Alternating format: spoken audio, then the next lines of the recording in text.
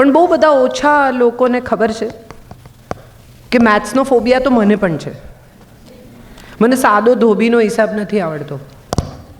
હું નોટો ગણીને આપું તો કદાચ વધારે હોય કાં તો ઓછી હોય, પણ પાક્કી જેટલી મેં કીધી હોય એટલી તો ન જ હોય.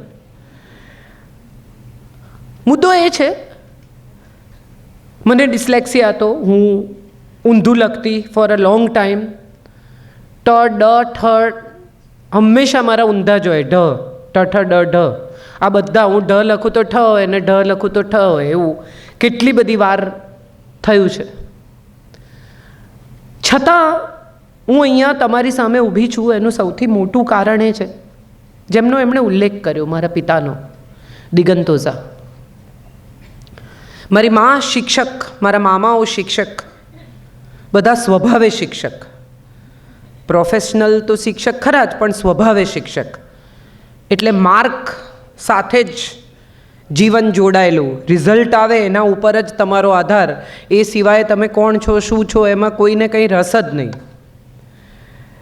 એટલે એ એવો સમય હતો કે જ્યારે મારું સંગીત બંધ કરાવવામાં આવ્યું, મારું ડાન્સ બંધ કરાવવામાં આવ્યું, કે પછી 10મા ધોરણમાં માર્ક નહીં આવે એટલે, અને ભણો ભણો એ સિવાયની કોઈ ચર્ચા મારા ઘરમાં થાય જ નહીં.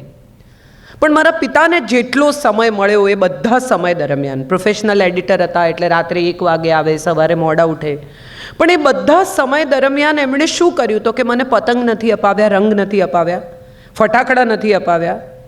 અમારા ઘરમાં હોળી, દિવાળી, ઉત્તરાયણ, બજેટ, બધા વખતે એક બજેટ હોય.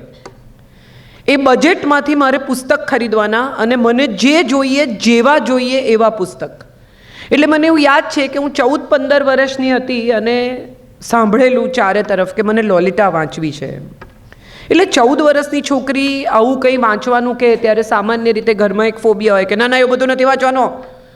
એને બદલે એ પુસ્તક મને અપાવ્યું એટલું જ નહીં, મેં વાંચ્યું અને જે કોઈ પ્રશ્ન પૂછ્યા એના પૂર્ણ નિખાલસતાથી, કોઈ પણ પ્રકારના છોછ વગર મારા પિતાએ મારી સાથે વાત કરી.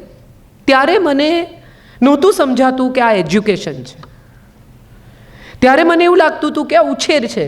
પણ હવે મને સમજાય છે કે શાળામાં મળે છે એનાથી વધારે એજ્યુકેશન મને ઘરમાં મળ્યું છે. મારા દાદાજી મને પુષ્કળ વાર્તાઓ કહેતા. મારી સ્કૂલમાં 1 માર્કનો સવાલ હતો કે પાંડવોની માતાનું નામ લખો. એક જ જગ્યા હતી, ખાલી જગ્યા. એટલે ત્યાં મેં લખ્યું કુંતી અને માદ્રી. પછી 1 માર્ક આપ્યો. એટલે અમારી સ્કૂલ ચંદુલાલ નાણાવટી, મુંબઈની શાળા, તો હું લઈને ગઈ કે આ તો મેં 2 નામ લખ્યા છે, તો મને 1 માર્ક કેમ આપ્યો છે? અને અમારા પ્રિન્સિપલ મધુરીબેન, એમણે કહ્યું કે બરાબર છે, એણે 2 નામ લખ્યા છે. 1 માર્કના ક્વેશ્ચનમાં પ્લસ કરીને મને 1 માર્ક આપ્યો. અને આ કદાચ ઇતિહાસ છે કે 1માંથી 2 માર્ક તમારા કેવી રીતે થાય, તો આવી રીતે થાય. સો મજા એ છે, કહેવાનો મતલબ મારો એ છે, મારે વિશેની વાત નથી. કહેવાનો મતલબ એ છે કે એજ્યુકેશન, શિક્ષણ એ રિઝલ્ટ ઓરિએન્ટેડ હશે ને તો બહુ તો બાળક 10મા 12મા ધોરણમાં બોર્ડમાં આવી જશે, પણ એને બેંકની સ્લીપ ભરતા નહીં આવડે, એને ટિકિટ કેવી રીતે બુક કરવી એ નહીં આવડે, એને ટિંડોળા અને પરવળમાં ફરક ખબર નહીં હોય, 2 સરખા જ દેખાશે એને. એટલે કહેવા જે તાત્પર્ય એમનું છે એ જ તાત્પર્ય પ્રોબેબલી મારું છે કે મારા પિતા મને અમે વેકેશન પડે, પત્રકાર, એવા પૈસા નહીં ઘરમાં, પગાર નાનો, એટલે અમે નકશો લઈને બેસીએ.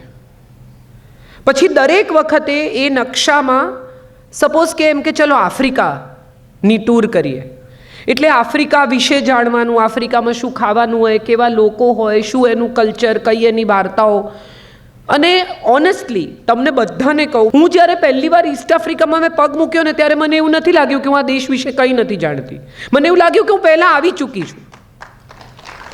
હું પહેલી વાર જાપાન ગઈ ત્યારે મને એવું નથી લાગ્યું કે આ દેશ મેં જોયો જ નથી. હું બધું જ જાણું છું જાપાન વિશે. ગેઈશા શું છે, બાકી શું છે, ફૂડ શું છે, ચેરી બ્લોસમ શું છે, આ બધા જ વિશે, જાપાન સિલ્ક વિશે બધું જ મેં વેકેશનમાં નકશામાં જોયું હોય, પુસ્તકોમાં જોયું હોય, જાણી લીધું હોય. So when I actually traveled that country, I felt that, oh, I have been here before. I have seen this country before. I know everything about this country. So મારું કહેવાનો મતલબ એ છે કે માત્ર પૈસા ખર્ચીને ઉછેર થઈ શકે છે અથવા માત્ર પૈસા ખર્ચવાથી તમે ઉત્તમ ઉછેર આપી શકો છો, એ વાત તો પહેલાં ભૂલી જ જજો. તમે તમારા બાળકને આનંદ આપવા માટે મોંઘા રમકડા આપો, એનો કંઈ પ્રોબ્લેમ પણ નથી. પૈસા ખર્ચવા સામે વિરોધ નથી. મને પણ લક્ઝરી ગમે છે, હું પણ બિઝનેસ ક્લાસ ટ્રાવેલ કરું છું, એ કોઈ પ્રોબ્લેમ નથી. પણ તમારા બાળકને એ પણ શીખવજો કે બિઝનેસ ક્લાસ ન હોય અને ટ્રેનમાં અનરિઝર્વડમાં જવું પડે તો ઊભા ઊભા પણ આનંદ કરી શકે. આ હું માનું છું બહુ મોટી અને મહત્ત્વની બાબત છે કે એને આ રેન્જ સમજાય, એને આ આર્ક સમજાય કે જિંદગીના આ બધા પડાવ છે અને જિંદગીના આ બધા પડાવમાંથી એને પસાર થતાં આવડવું જોઈએ, ભલે થવું ન પડે. કુકિંગ શીખવાડે છે બાળકોને, કાંદા સમારતા, કેપ્સિકમ સમારતા, ત્યારે મને બહુ મજા આવી. મોટાભાગના પુરુષોને, ખાસ કરીને ગુજરાતી પુરુષોને તો મેં જોયા જ છે કે ચા બનાવતા પણ ન આવડે અને પત્નીઓ બિચારી ઉતાવળ કરીને ઘર ભેગી થાય, કેમ તો કે પછી જમશે નહીં, જાતે નહીં પીરશે. એટલે જે માણસ જાતે પીરસીને જમી ના શકે, જીવનમાં બીજું શું કરી શકે, એ સવાલ મને પણ થાય છે કે બનાવેલું ભોજન પણ જો માણસ પીરસીને ખાઈ ના શકે તો તમે એની પાસેથી બીજી તો શું જ આશા રાખો. એટલે આપણે ગુજરાતીમાં કહે છે કે એનાથી શેક્યો પાપડે ભંગાય એમ નથી. એ કહેવત ખરેખર ક્યારેક તમને સાચી લાગે કેટલાક લોકો વિશે, અને ત્યારે મને એવું લાગે છે કે એમાં બીજા લોકોનો વાંક ઓછો છે. માતા પિતાને જવાબદાર ઠેરવવા જોઈએ, જેથી માતા પિતા શરૂઆતથી જ એટલું શીખવે કે એટલીસ્ટ તને જોઈએ એટલું તું બનાવી શકે, તારા કબાટ તું ગોઠવી શકે, તારી ચાદર તું બદલી શકે. આ નાના નાના બેસિક કામ જો માણસ જાતે કરી શકે તો હું માનું છું માણસ સ્વાવલંબી છે. સ્વાવલંબી હોવું એટલે કંઈ જાતે કમાવું, બધું જ જાતે બનાવવું, દાળ ભાત શાક રોટલી બનાવી શકે. મારો એક બહુ જ સારો ફ્રેન્ડ છે, એ પરણ્યો નથી, તો મેં એને કહું, મેં કીધું મને કે હું બનાવું બધું ખાવાનું, જમવા બોલાવી, ગોળ મસ્ત ભાખરી. તો મેં કીધું અલા કેવી રીતે તે બનાવી, તને વણતા આવડે છે? તો કે ના, હું તો આડી અવળી વળીને પછી ઉપર ડીશ મૂકીને કાપી નાખું, સાઈડની કાઢી નાખવાની. આ જીનિયસ છે, સરળ વસ્તુ છે, આમાં કંઈ બહુ તમારે કરવાનું નથી. જેવી વણાય એવી વણીને ઉપર ડીશ મૂકીને આમ ગોળ કાપી લે એટલે ભાખરી ગોળ થઈ જાય. એમાં બીજું શું કરવાનું છે? ત્યારે મને આ સમજાય છે કે લાઈફ સ્કિલ્સ છે ને, એ જિંદગીમાં એજ્યુકેશનથી કોઈ પણ દિવસ વધારે મહત્ત્વના છે. ખૂબ ભણેલો માણસ જો ગણેલો નહીં હોય ને તો સમસ્યાઓ થશે જ, પણ ખૂબ ગણેલો માણસ કદાચ ઓછું ભણેલો હશે ને તો બહુ વાંધો નહીં આવે. સચિન તેંડુલકરના 12મા ધોરણમાં કેટલા માર્ક હતા ખબર છે કોઈને? લતા મંગેશકર, અમિતાભ બચ્ચન, કોઈની પાસે 12માની માર્કશીટ છે? આ બધાની નરેન્દ્ર મોદી છે કોઈ પાસે? અને છતાંય બધા પોતપોતાના ક્ષેત્રમાં ટોપ પર છે. હા કે ના? તો એનો અર્થ એમ થયો કે 12મા ધોરણની માર્કશીટ અમુક વર્ષ પછી કામ લાગતી નથી. હા કે ના? અને છતાંય આપણે છોકરાઓનું 12મું કેવું કરી નાખીએ છીએ, જીવતે જીવત 12મું કરીએ છીએ એમનું. એટલું લોહી પીએ છે બિચારાનું, ટીવી બંધ કર ને ફોન મૂકી દે ને મિત્રો નહીં ને બહાર નહીં જવાનું ને કોઈ આવે નહીં. આ કોણ છે? અહીંયા કેમ આવ્યો છે? અરે ભાઈ, આ કંઈ નજર કેદમાં નથી. આપણે તો એવા છોકરાના ત્રાસ ગુજારીએ કે બિચારા ભણતા હોય તોય એને રિજેક્શન આવી જાય, જા નથી ભણવું. અને એમાં મારા જેવા હોય તો સૌથી ખરાબ, વિદ્રોહી સ્વભાવે. 12મા ધોરણમાં મારી માએ કહ્યું કે સાયન્સ જ લેવાનું છે, સાયન્સ જ લેવાનું છે. એટલે એટલો બધો ત્રાસ ગુજાર્યો એણે કે અમે ફાઇનલી નક્કી કર્યું કે ઓકે સાયન્સ લઈશ. પછી 89%. એટલે બધા એવું ધાર્યું કે હવે આ તો મેડિસિનમાં જ જશે, હવે તો માની જશે, હવે ગુડ ગર્લ છે. 12મા ધોરણમાં માર્કશીટ લઈને હું ઘરે આવી એટલે મેં કીધું તારું કામ થઈ ગયું, હવે હું આર્ટ્સમાં જઈશ. મારી માને હાર્ટ એટેક આવેલો ઓલમોસ્ટ.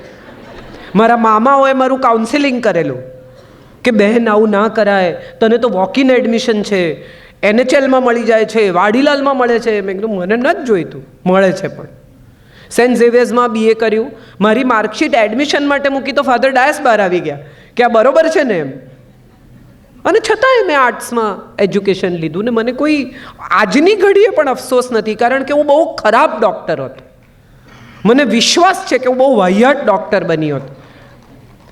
મને દર અઠવાડિયે 2 દિવસ રજા પાડી દેવી હોય, ફોન બંધ કરી દેવા હોય, મારું વાંચવું હોય, મારે ઓટીટી જોવું હોય, એવા ટાઈમે કોઈનો ફોન આવે તો હું તો ન ઉપાડું. તો હવે એવા ટાઈમે ડૉક્ટર તો ન ચાલે, ઉપાડવું જ પડે, તમારે જવું જ પડે. તો એવું તો મને કોઈ કશું કમ્પલ્શન તો મને પોસાતું જ નથી. તમારા બાળકની પ્રકૃતિ સમજજો. એની પ્રકૃતિ શું છે? એની પ્રકૃતિ ડૉક્ટર બનવાની છે? એનામાં એવું કમિટમેન્ટ છે? એ એવું રાત્રે ઉઠીને ગાયનેકોલોજીસ્ટ દોડી શકશે? હું તો રાતે સાયલન્ટ કરીને સૂઈ જાઉં છું, ફોન કર્યા કરે જેને કરવો હોય. સો ઇન ધેટ સિચ્યુએશન તમારું બાળક પેઇન્ટર બનવા માંગે છે, તમારું બાળક ડૉક્ટર બનવા માંગે છે, તમારું બાળક ફોર અ વ્હાઇલ કંઈ નથી કરવા માંગતું. તથાગત મારો દીકરો 12th પાસ થયો પછી એવરીબડી વોઝ વરીડ કે હવે ક્યાં જશે ને, શું કરશે ને, ફોરેન મોકલો ને, આઇલેટ અપાવો ને. અને 12માનું રિઝલ્ટ લઈને ઘરે આવ્યો ને એણે મને એવું કહ્યું કે મને બ્રેક જોઈએ છે. મને પણ હાર્ટ એટેક આવેલો. હું કંઈ ઓછી નથી, મારામાં પણ મારી માના DNA હોય જ. એટલે મેં એને કહ્યું, મેં કીધું અરે યાર એમ બ્રેક કેવી રીતે લેવાય? હું લોકોને શું કહું કે મારો છોકરો 12મું પાસ છે? તો એણે કહ્યું લોકો માટે શું કરવાનું છે? 1 વર્ષ ઘેર બેઠો, મને રોજ સ્ટ્રેસ થાય, હાય હાય આ શું કરશે, પટ્ટાવાળો થશે, આવા બધા વિચારો આવે. પછી એક દિવસ એ આવ્યો મારી પાસે અને એણે મને કહ્યું કે જર્મનીમાં સાઉન્ડ એન્જિનિયરિંગનો કોર્સ છે, આ પેપર, આ વિગતો, આ લિંક તું તપાસ કર. જર્મન આવડે નહીં. Okay, if you want to go. અમે અમારા તરફથી પ્રયાસ શરૂ કર્યા. જર્મની ગયો, સાઉન્ડ એન્જિનિયરિંગ ભણ્યો, પાછો આવ્યો 2 વર્ષે. અને 2 વર્ષે જ્યારે પાછો આવ્યો ને ત્યારે એનું કબાટ જાતે ગોઠવતો હતો, એનું ટોયલેટ જાતે સાફ કરતો હતો, જમી લે પછી ખાવાનું કાઢીને ફ્રિજમાં મૂકી દેતો હતો, પ્લેટફોર્મ સાફ કરી નાખતો હતો, એની ચાદર જાતે બદલી લેતો હતો. મને એક વાત સમજાય કે સાઉન્ડ એન્જિનિયરિંગ તો ભણ્યો કે ના ભણ્યો એ તો એ જાણે, પણ જર્મની 2 વર્ષ રહ્યો એમાં મારો દીકરો એવો થઈ ગયો જેવો મારે જોઈતો હતો.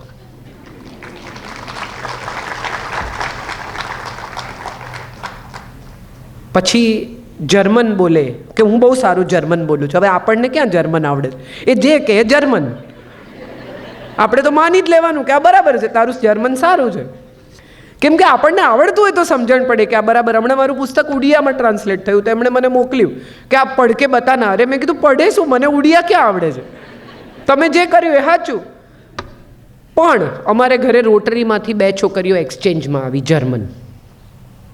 એટલે બંને છોકરીઓને મેં કહ્યું, મેં કીધું જો જર્મનમાં વાત કર અને મને કે સાચે સારું બોલે છે કે નહીં. અને બંને છોકરીઓ એની સાથે જર્મનમાં વાત કરીને એમણે કહ્યું કે બહુ ફ્લુઅન્ટ જર્મન બોલે છે, સાચા ડિક્શન સાથે, કારણ કે જર્મન ઉચ્ચારો અઘરા છે. અને ત્યારે મને એક વાત એવી સમજાઈ કે ગુજરાતી માધ્યમમાં 12મા ધોરણ સુધી ભણેલો છોકરો CN વિદ્યાલયમાં, કોઈ એવી મહાન જગ્યાએ મેં એને ભણાવ્યો નથી, એ પહેલાં બાલઘરમાં ભણ્યો. 12મા ધોરણ સુધી ગુજરાતી માધ્યમમાં ભણ્યા પછી જો એ જર્મન, અંગ્રેજી, હિન્દી, ગુજરાતી સારી રીતે બોલી અને સમજી શકતો હોય તો દુનિયાનું કોઈ પણ સ્કિલ શીખવા માટે ભીતરનું પેશન જોઈએ છે, બહારથી કોઈ પ્રેશર જોઈતું નથી. આપણે સમજ્યા વગર જે પ્રકારના પ્રેશર આપણા બાળક પર વધારીએ છીએ. મજા શું છે ખબર છે? 12મા ધોરણમાં કેટલા ટકા આવ્યા એ બાળકના આનંદ કરતાં વધારે મા બાપના આનંદનો વિષય છે. પડોશી પૂછે કેટલા ટકા આવ્યા, એટલે એકદમ આનંદથી 75. તમારા નથી આવ્યા, તમે છે ને આટલા ખુશ થાઓ છો. આ બહુ મોટો પ્રશ્ન છે. અને 65 હોય તો મા બાપને લાગે છે કે મારા 65% છે, 65 છે, તમને શું લેવા દેવા?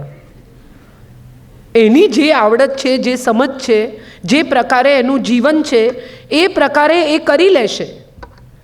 પણ આપણો સૌથી મોટો પ્રોબ્લેમ એ છે કે નાનકડું બાળકના બાળકથી અમે સ્કિલ ડેવલપ કરીએ છીએ. હવે સ્કિલ ડેવલપમેન્ટ શું છે? મા બાપને એમ છે કે ચેસ શીખવાડું, ટેનિસ શીખવાડું, પેઇન્ટિંગ શીખવાડું, સ્કેટિંગ શીખવાડું, સ્વિમિંગ શીખવાડું અને આ બધું એક સાથે શીખવાડું. એટલે સવારના પોરમાં 2 વ્હીલર પર બચ્ચું બિચારું ઊંઘમાંથી ઉઠીને ગોઠવાઈ જાય અને માં એને લઈને ફરવા માંડે. 2 માના, 2 પિતાના અને થોડા પોતાના, એવા 6 સપનાનો ભાર એની આ 2 આંખો પર હોય. અને બિચારું બાળક, એને એમ થાય કે મારી મમ્મીની બહુ ઈચ્છા છે એટલે હું કરું. એને તો કંઈ કરવું નથી. લખોટી રમતા નથી આવડતું આજના બાળકોને, ભમરડો ફેરવતા નથી આવડતું, પતંગ ચગાવતા નથી આવડતું, સાયકલ ચલાવવા માટે આજુબાજુ 2 પૈડા નાખે એટલે પડે નહીં, પડે તો જ શીખે. મારો દીકરો ડ્રાઇવિંગ શીખ્યો અને 3જે જ દિવસે ગાડી ઠોકીને આવ્યો, મોટો ગોબો, એટલો બધો ગભરાય, મને આવીને કહે કે મમ્મા ગાડી ઠોકાઈ ગઈ. મેં કીધું વેરી ગુડ, હવે તને આવડશે. ગાડી જ છે, રિપેર થઈ જશે. આત્મવિશ્વાસમાં ગોબો પડે ને તો રિપેર નહીં થાય. એ શીખવો. આપણે સતત આપણા બાળકના આત્મવિશ્વાસમાં ગોબા પાડીએ છીએ. તને નહીં આવડે, તારાથી નહીં થાય, તું નહીં કરી શકે, આ જ સાંભળતા રહ્યા છીએ વર્ષો વર્ષ. 5 વર્ષનું બાળક મહેમાન આવે ને એમ કે હું પાણી લઈને જાઉં, એટલે મમ્મી તરત કે રહેવા દે, કાચનો ગ્લાસ ફૂટી જશે. અહીંથી શરૂ થાય, ફૂટી જશે તો ફૂટી જશે, ગ્લાસ તો બીજો આવશે, પણ સેટ તૂટી જાય, મમ્મીનો પ્રોબ્લેમ.